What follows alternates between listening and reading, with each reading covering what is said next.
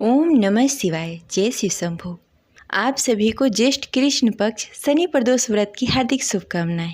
आज सुनेंगे शनि प्रदोष व्रत कथा, तो प्रेम से बोलिए गौरी पुत्र गणेश की जय, शिव जी माता पार्वती की जय। सनातन धर्म में प्रदोष व्रत का विशेष महत्व है। प्रदोष व्रत भगवान शिव को समर्पित है। हर महीने में 2 बार प्रदोष व्रत आती है, एक कृष्ण पक्ष में और दूसरी शुक्ल पक्ष में। ऐसी मान्यता है कि जो भी व्यक्ति सच्चे मन से प्रदोष व्रत करता है, भगवान शिव उसकी सभी मनोकामनाओं को पूर्ण करते हैं।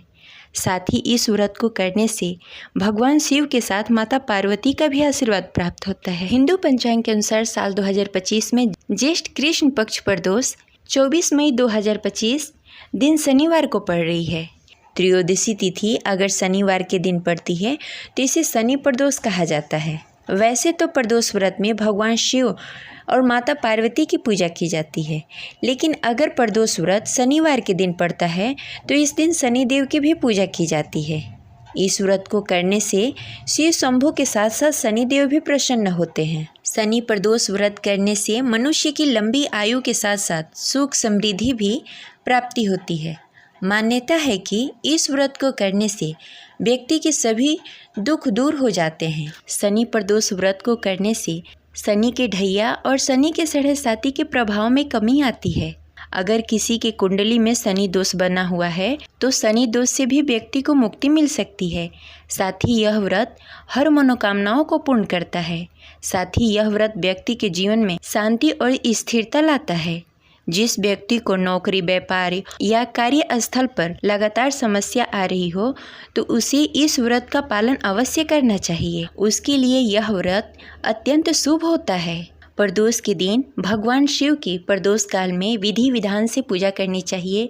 ओम नमः शिवाय मंत्र का जाप करना चाहिए तथा प्रदोष व्रत कथा अवश्य ही पढ़नी या सुननी चाहिए।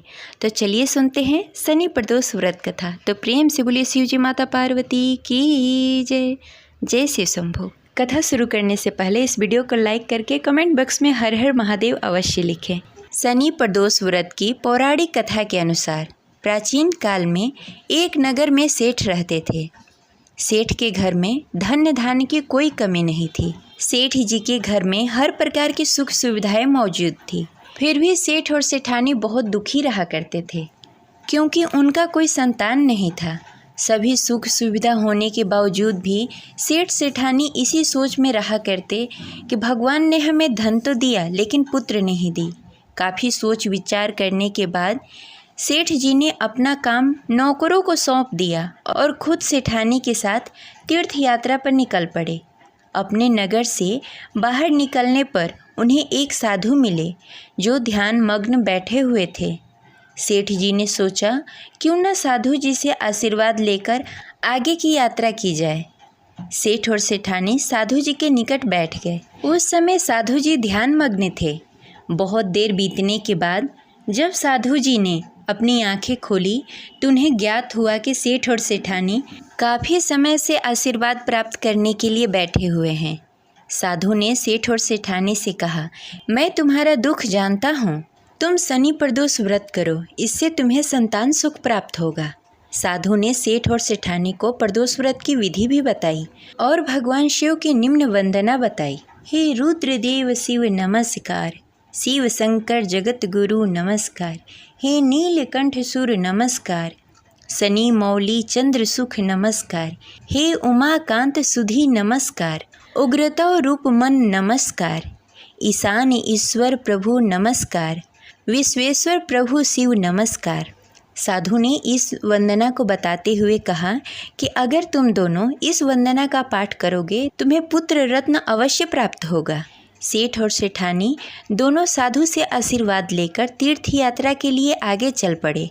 तीर्थ यात्रा से लौटने के बाद सेठ और सेठानी ने मिलकर शनि प्रदोष व्रत किया, जिसके प्रभाव से उनके घर में एक सुंदर पुत्र का जन्म हुआ और खुशियों से उनका जीवन भर गया। इस प्रकार शनि प्रदोष कथा संपन्न हुई। प्रेम से बोलिए गौरी पुत्र गणेश की जय, हर हर महादेव। अगर आपको कथा अच्छी लगी हो तो इस वीडियो को लाइक करके कमेंट में हर हर महादेव अवश्य लिखें। मिलते हैं नेक्स्ट वीडियो में, तब तक के लिए हर हर महादेव।